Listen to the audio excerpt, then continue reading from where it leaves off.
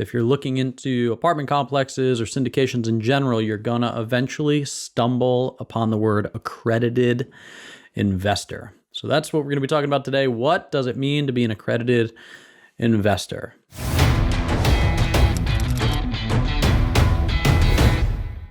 Welcome back to the Free from Wall Street podcast. Today we're going to be talking about some terms and terminology that you may be hearing as you're entering into this real estate syndication, real estate investment world space. So first, if you're a total newbie, then you have to understand the difference between a sophisticated and accredited investor and which one of those you might be.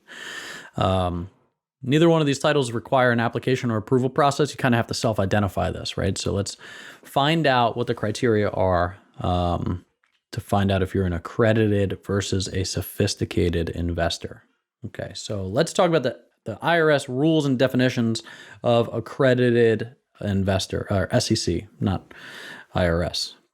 So one, you have to have an annual income of $200,000 individually, or $300,000 for joint income for the past 2 years, and expect to earn the same or higher income for this year and for this coming year.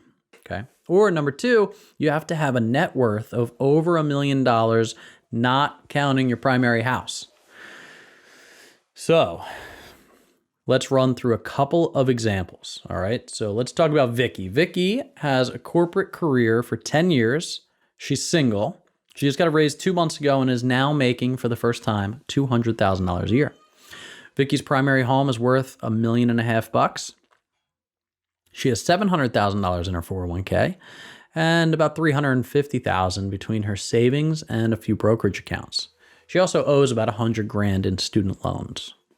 So is Vicky an accredited investor? So even though Vicky makes $200,000 now, and she has a reason to believe that it'll continue in the coming year, her annual income over the past 2 years has not been that $200K because she just got that raise. So Vicky's net worth. So she doesn't pass the sniff test on the $200,000, right? Now her net worth. She has $700,000 in her 401k. She's got $350,000 in savings and brokerage accounts. So she's good, right? She's got $1.05 million. Not so fast. She's got $100,000 in student loans, which comes off of your net worth.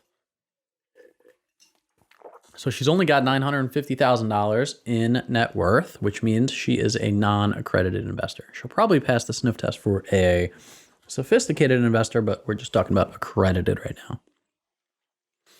All right, so let's talk about Zoe and Evan. Zoe is a doctor. She earns $285,000 per year. Evan, her husband, is a stay-at-home dad, and he doesn't earn any income. Their primary house is valued at $800,000. They also bought a single-family rental home for $500,000, and they have a $200,000 mortgage on it. So they have about $250,000 in savings, $600,000 in retirement accounts, and Evan recently received a $250,000 inheritance. So are Zoe and Evan accredited? So based on income alone, they don't qualify because their joint income is below that $300,000 mark.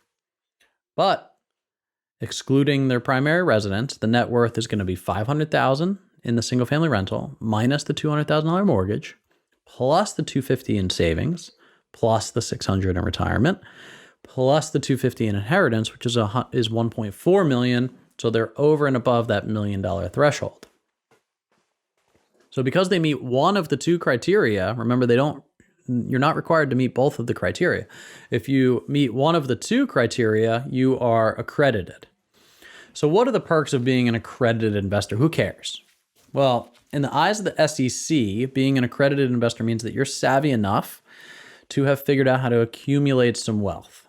So whether or not you agree, I don't, with how the SEC dictates whether or not you're smart enough to make investments, they are actually doing this for the protection of the general public.